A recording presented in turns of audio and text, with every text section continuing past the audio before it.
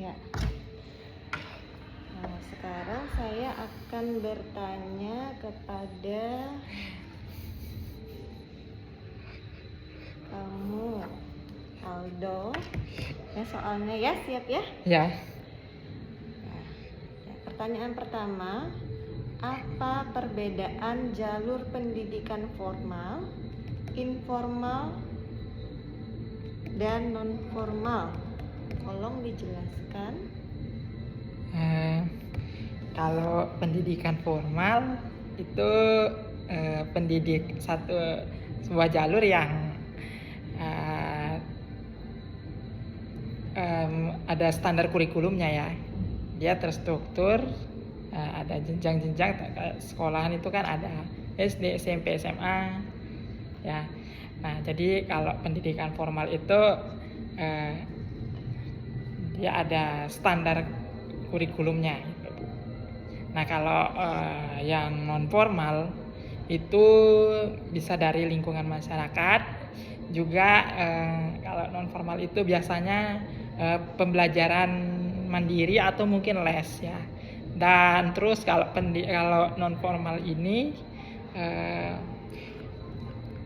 dia bisa jadi kayak saya misalnya mungkin pengennya khusus piano. Nah, jadi misalnya saya bisa fokus pada tujuan itu gitu. Nah, kalau non formal. Nah, kalau informal itu lingkungan ya, lingkungan keluarga atau lingkungan sekitarnya. Pendidikan informal dia tidak ada ijazah dan tidak ada batasan-batasan gitu. Yang jadi pengajar istilahnya itu ya keluarga kita, orang tua kita. Sudah? Ya. Baik ya. Saya akan lanjutkan ke soal pertanyaan nomor 2. Sebutkan dan jelaskan 4 jenis permasalahan pokok pendidikan serta berikan solusinya.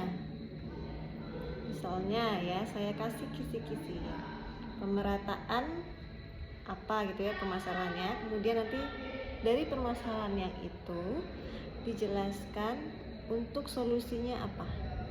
Silakan dijawab. 4 ya. Ya. 4 jenis permasalahan pokok pendidikan. Sebentar, saya agak lupa. Ya. Pemerataan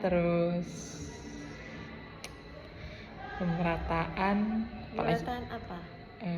Kalau pemerataan tuh terkait dengan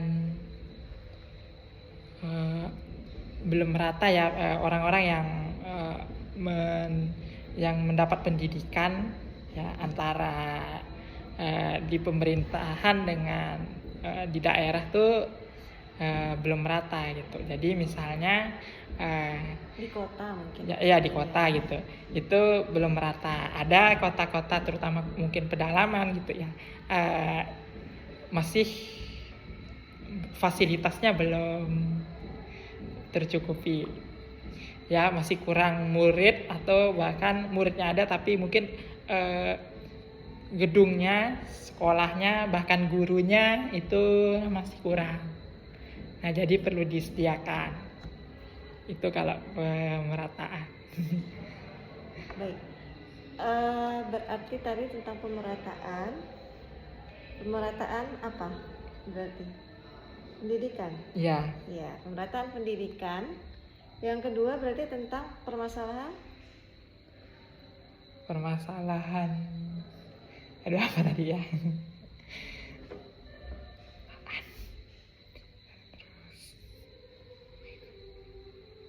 Ya ada 4 ya, 3-nya itu. Pertama permasalahan pemerataan pendidikan. Kedua adalah tadi sudah Anda sebutkan. Udah disebutkan? Iya, apa berarti? Kuantitasnya. Kuantitas apa? Ada jumlah guru. Iya, berarti itu kedua. Ya. Oke, yang ketiga. Yang ketiga. Tadi ada Anda sebutkan juga. itu sebenarnya terpisah dari pemerataan. Pemerataan. Ya, tadi Anda jelaskan, tapi itu sebenarnya berbeda dengan pemerataan, tapi akan menjadi jenis permasalahan lainnya. Ya, yang ketiga berarti apa tadi? Yang ketiga,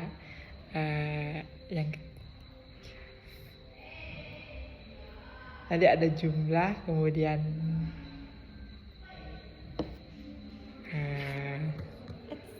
apa tadi ya? Jangan disentuh. Ya. Apa ya? Fasilitas tadi ya. Oh ya, fasilitas. Tiga. Yang keempat. Yang keempat. Yang keempat.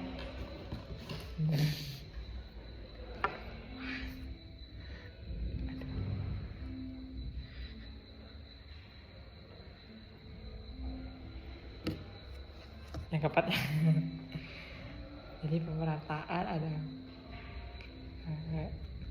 jumlah, kemudian fasilitas. Yang keempat ada apa sih?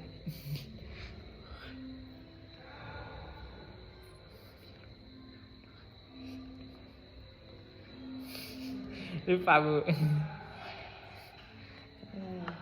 Yang keempat Pak ya. Oke, berarti kalau masalah pemerataan pendidikan solusinya apa? Kan saya tadi memberikan permintaan bahwa untuk menjelaskan per sub jenis masalah untuk disertai dengan solusinya. Nah, untuk pemerataan pendidikan apa solusi yang bisa diberikan kira-kira? Solusi yang bisa diberikan, ya kalau misalnya itu terkait dengan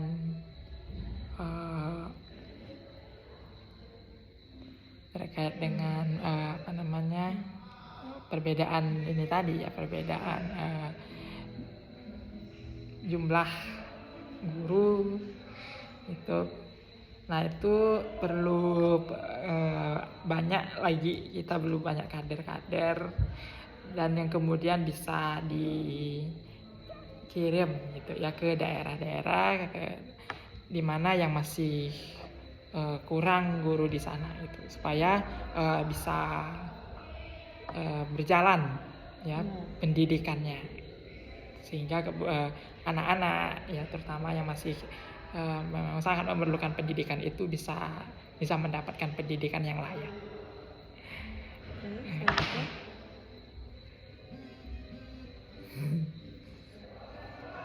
Kalau terkait fasilitas berarti perlu lebih banyak gedung-gedung ya. Ya, selain gedung juga akses jalan. Fasilitas ya berarti yang keempat ya. Lebih banyak gedung-gedung, kemudian mungkin kayak buku-buku. Diapakan maksudnya gedungnya? Dibangun. Ya. Dibangun. Ya, kemudian dilengkapi dengan sarana dan prasarana yang lain, kayak buku-buku. Kemudian apalagi zaman sekarang ini serba digital, nah perlu jaringan wifi dan yang sejenis yang bisa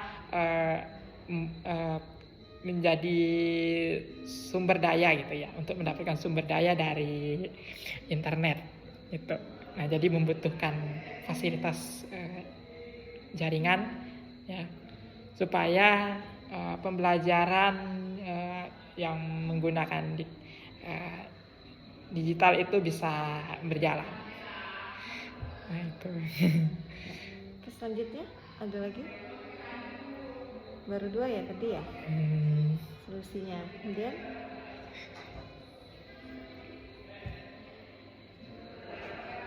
ya itu aja sih. Masih ada 2 lagi kan tadi? Ya. Fasilitas sudah. Pemerataan pendidikan tadi solusinya ada. Kalau pemerataan pendidikan apa solusinya? Pemerataan pendidikan.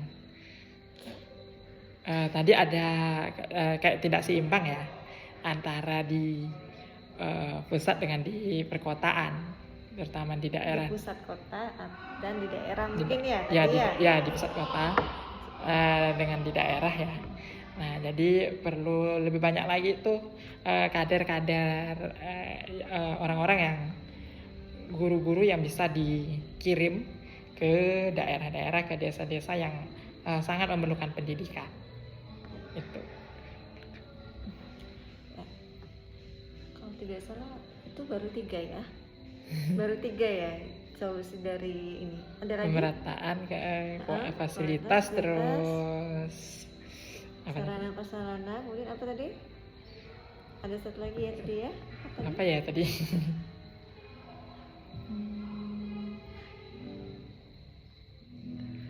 Satu lagi apa ya? Tadi sudah disebutkan tadi.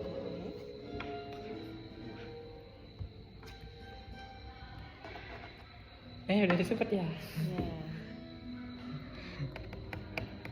Guru tadi ya? Oh ya, guru. Itu tenaga pendidiknya. Ya, gimana solusinya berarti? Tenaga pendidiknya. Ya. Bagaimana kira-kira untuk menyiasati solusi tersebut? Permasalahan tersebut apa solusinya? Ya, satu perlu ini ya, dan mengikuti juga sih. Sekarang kan juga cukup banyak yang jadi guru. Nah, bagaimana guru-guru ini nanti yang menempuh pendidikan mengajar gitu ya, menjadi seorang pengajar itu dikirim ke daerah-daerah yang membutuhkan pendidikan, juga menyediakan fasilitas untuk mereka. Ya, mungkin tentang biaya hidup ya. Ya, biaya hidupnya ya kan, memberikan gaji yang layak lah. Berarti memfasilitasi kemakmuran kesejahteraan guru ya? Iya, untuk calon tenaga pendidik ya? Iya. Baik, oke. Kemudian untuk pertanyaan ketiga, apa pengertian pendidikan menurut para ahli? Para ahli. Ya. Satu saja yang disebutkan. Pendapat siapa? Pendapatnya Bapak Ki Hajar Dewantara. Ya, apa pendapatnya tentang pengertian pendidikan? Pengertian pendidikan menurut beliau itu tujuannya untuk adalah satu usaha untuk menumbuhkan perkembangan peserta didik ya, agar menjadi manusia yang berkualitas, menjadi memiliki mengembangkan potensi ya, mengembangkan potensinya, berkarakter, kayak berakhlak mulia ya, intinya menjadi yang berguna lah untuk di masa depan gitu. Baik. Nomor 4, jelaskan bagaimana keterkaitan antara pendidikan dan pembangunan secara umum. Pendidikan ini berarti kalau pendidikan tadi guru gitu ya, atau kayak ibu, ini kan tenaga pendidikan. Nah, tapi pendidikan ini tentu tidak bisa langsung jalan gitu ya, tentu harus ada fasilitasnya, harus ada pembangunan infrastrukturnya. Nah gitu juga kalau pembangunan tapi tidak ada orang di situ, tidak ada tenaga pendidiknya juga, walaupun fasilitasnya lengkap dan seterusnya, tapi tidak ada orangnya, ya juga tidak bisa jalan gitu. Jadi antara pendidikan dan pembangunan ini saling terkait. Gitu. Berarti kalau misalnya keterkaitan pendidikan dengan pembangunan itu, kan tadi pendidikan sudah dijelaskan, kemudian hubungannya untuk pembangunannya? Pembangunan tuh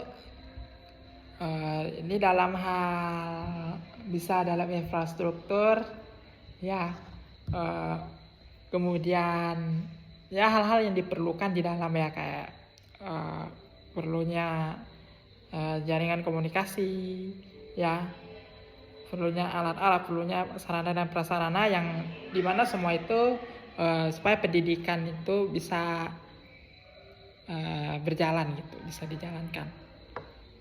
Tuh. Pendidikan Kalau- manfaatnya untuk pembangunan bagaimana kira-kira? Untuk pembangunan. Mengapa sistem pendidikan harus dibangun kira-kira, arahnya seperti itu, bukan sebaliknya? Kenapa pendidikan itu penting, sangat penting untuk pembangunan ya, arahnya seperti itu jawabannya. Gimana menurut Aldo? Kenapa pendidikan sangat penting untuk pembangunan? Ya, Ya, kalau kaitannya bagaimana kira-kira relevansinya? Kalau kayak misalnya konteksnya negara ini ya.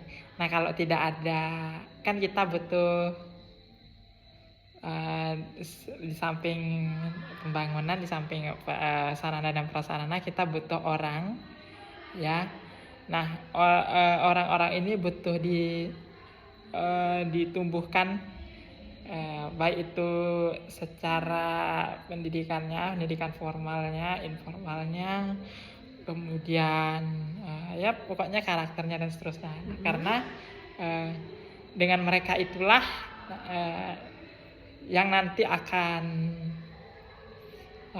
menumbuhkan ide-ide gitu ya, menumbuhkan pemikiran-pemikiran gitu untuk di kemudian hari, yang dari situlah akan adanya kemajuan gitu. Kan pembangunan ya. Ya. Oke, baik. Kemudian untuk pertanyaan nomor 5, sumbangan pendidikan dapat dilihat dari 4 segi pendidikan seperti apa saja? Coba dijelaskan masing-masing. 4 segi. Ya. Ada di dalam presentasi temanmu. 4 segi.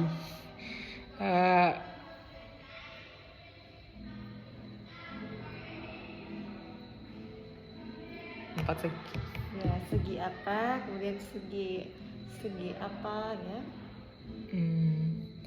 Dari segi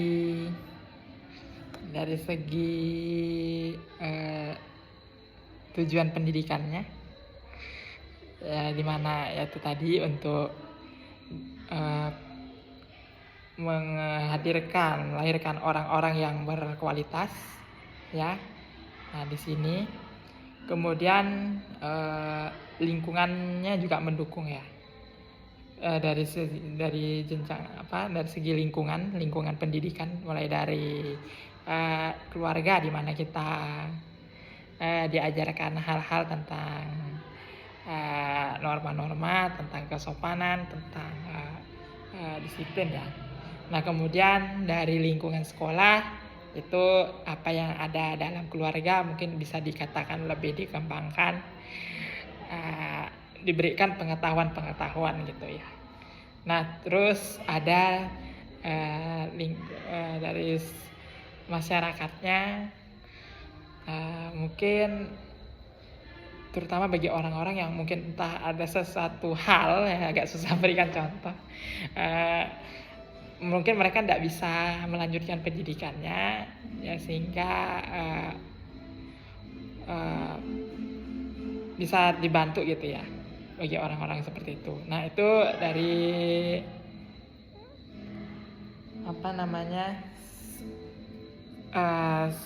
sasaran pendidikannya, dari sarananya. Nah, lagi ada yang kedua itu segi yang kedua, tujuan pendidikan. Terus apa yang kedua ini? Kira-kira yang kedua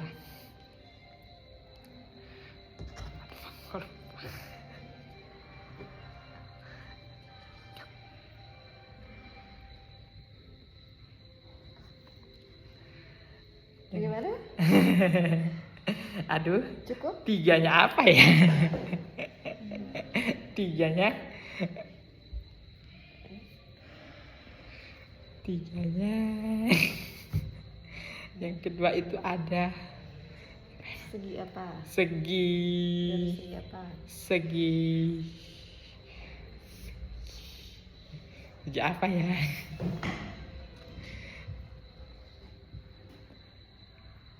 Oh, jenjang pendidikan ya barangkali ya.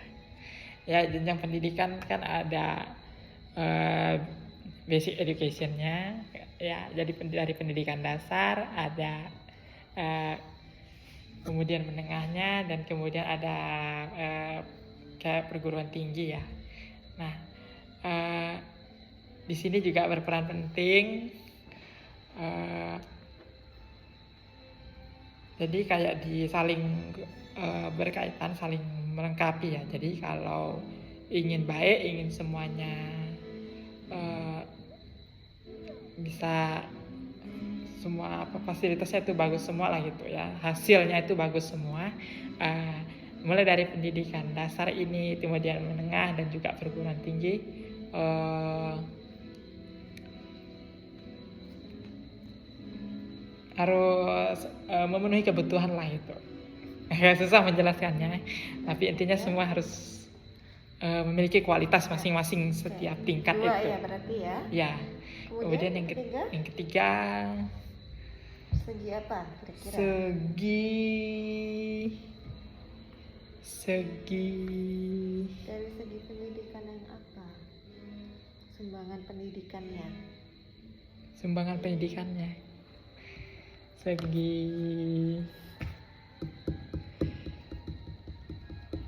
Digetarkan nanti. Ada apa ya, tiganya itu, tujuan pendidikan, kemudian jenjang, kemudian yang ketiga tahu cukup? Menyerah? sebentar.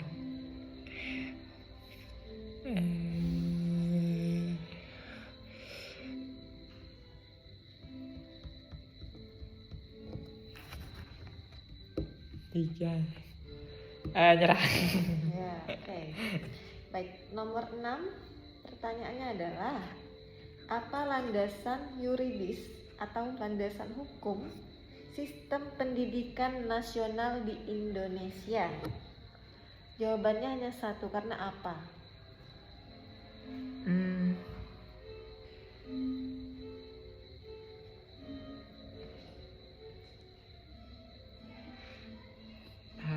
Mungkin undang-undangnya. Ya, undang-undang nomor Undang-undang. ada saya sebutkan di saat perkuliahan ya. Undang-undang nomor berapa tahun berapa? Undang-undang 1945. Anda yakin? Karena ini adalah tentang landasan hukum sistem pendidikan nasional di Indonesia. Dari sana bisa ditelisik dan telusuri apa saja visi misi dari pendidikan nasional di Indonesia. Jadi undang-undangnya berkaitan dengan pendidikan nasional ya. Visi misinya ada di sana. Nah, undang-undang nomor berapa itu? Pada saat perkuliahan saya sudah menyebutkan. Nanti kalian ingat ya, undang-undang ini undang-undang nomor berapa, tahun berapa, saya ada mempertegas seperti itu. Atau menyerah? Menyerah ya? Bukan saya tidak menyuruh Anda untuk menyebutkan isinya, tapi undang-undang nomor berapa tahun berapa, itu saja.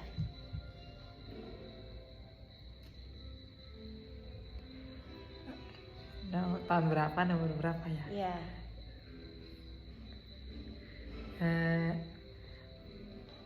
Mungkin ada juga di Undang-Undang Dasar. Nomor berapa? Pasal Tahun berapa? nomornya enggak tahu, ya? cuman Bukan. tentang sistem pendidikan nasional ya. Apa? Undang-undang nomor berapa tahun berapa? Nomornya enggak tahu. Oke, berarti Anda menyerah ya? Ya. Baik, saya akan lanjutkan di pertanyaan nomor 7. Apa visi sistem pendidikan nasional di Indonesia? Visi sistem pendidikan nasional di Indonesia. Ya.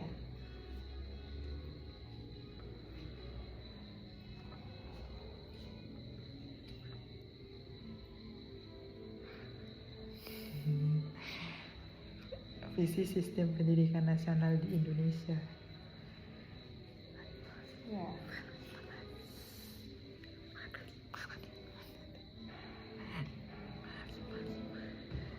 Apa visi sistem pendidikan nasional di Indonesia? Nah, visi ini merupakan hasil telaah dari undang-undang tadi.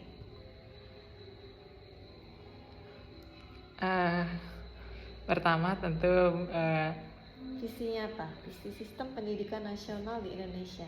visi sistem pendidikan nasional di Indonesia. Ya. Eh,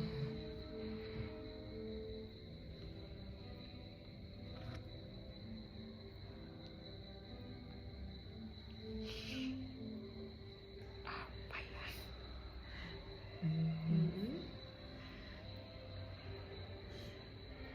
Atau Anda mau menyerah? Paling tidak ada salah satu ya Ya, memang satu. yang saya sebut. Satu saja disebutkan.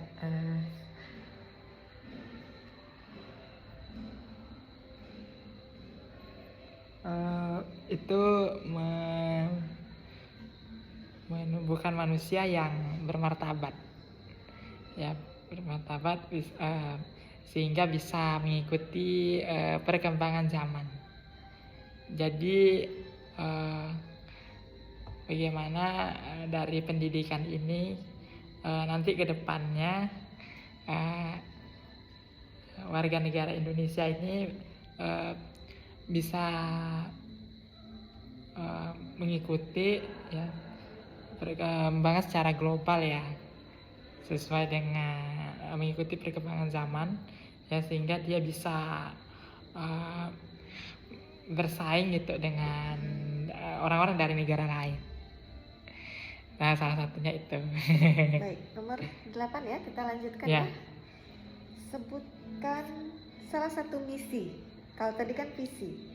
Misi sistem pendidikan nasional di Indonesia. Satu saja. Satu. Tadi visi, sekarang misi. Misinya. Ya. Misinya.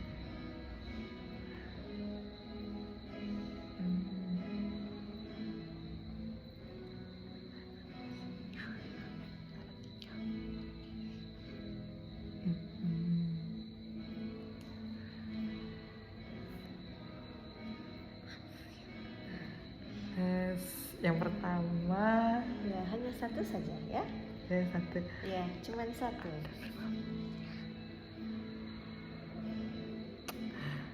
Apa ya? Kalau tadi kita berbicara tentang visi, sekarang kita berbicara tentang misi. Misi. Ya, misinya ya.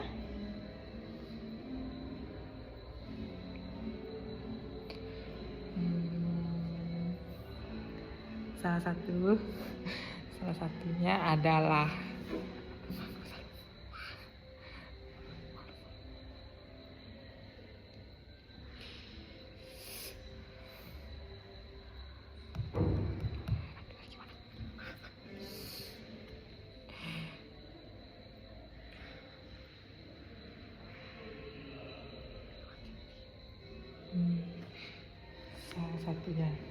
Ya. salah satunya adalah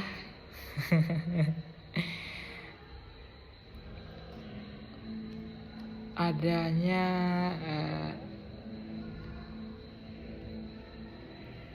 apa sih istilahnya, aduh susah banget.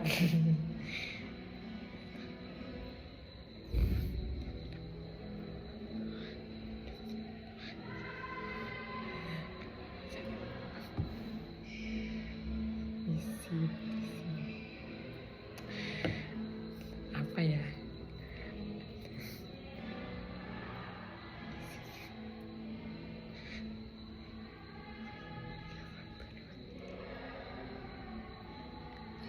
Sudah menyerah? Nyerah. Menyerah ya? Menyerah? Ya. Oke, saya lanjutkan untuk pertanyaan selanjutnya. Sebutkan dan jelaskan aliran pendidikan klasik. Itu ada berapa? Ada 4. Ya, betul. Coba disebutkan dan dijelaskan masing-masing ya. Langsung ya. Kalau- Satu, aliran pertama satu langsung dijelaskan. Aliran kedua satu, aliran kedua langsung dijelaskan apa? Yang pertama Aliran aliran empirisme.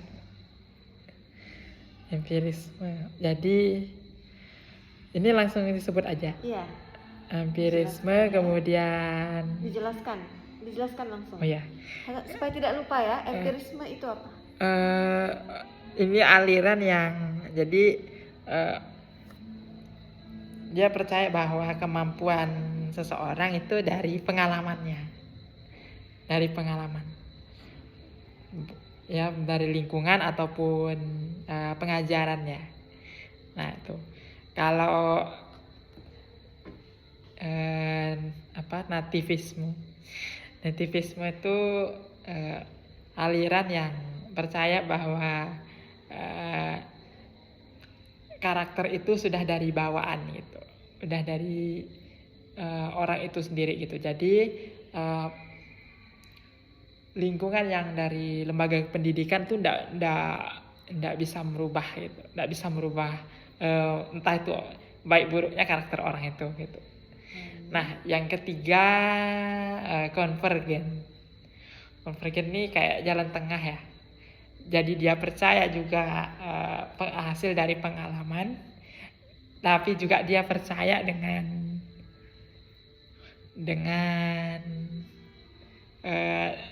bahwa karakter seseorang itu dari individunya gitu. Nah dia percaya itu. Ya, baru tiga. Ya, yang keempat naturalisme. Ini dari secara alami ya, hampir mirip ya. Jadi agak susah ya, hampir mirip. Cuman dia masih mempercayai bahwa itu juga bisa dari lingkungan. Gitu, bisa berasal dari lingkungan juga pengaruh karakter seseorang. Nah itu. Baik, sudah? Ya. Ya, saya lanjutkan pertanyaan saya yang ke-10 ya, atau terakhir. Ya. Nah, kalau tadi kita berbicara tentang aliran pendidikan klasik ya, sekarang sebutkan dan jelaskan aliran pendidikan modern. Ada berapa?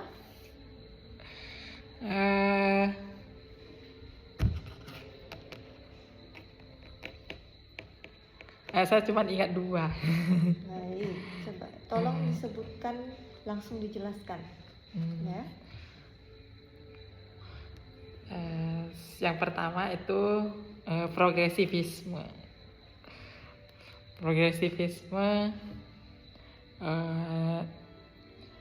Adalah sebuah aliran yang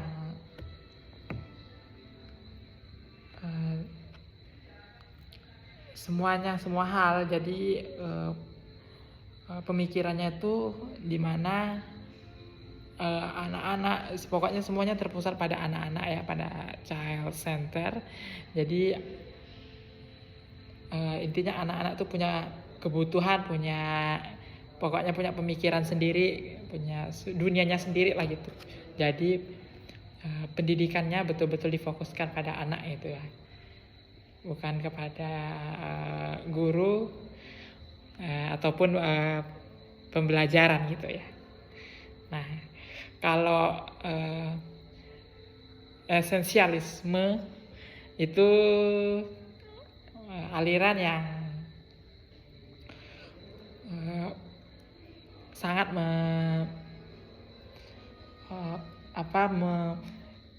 membutuhkan bimbingan guru, karena dia mempelajari tentang satu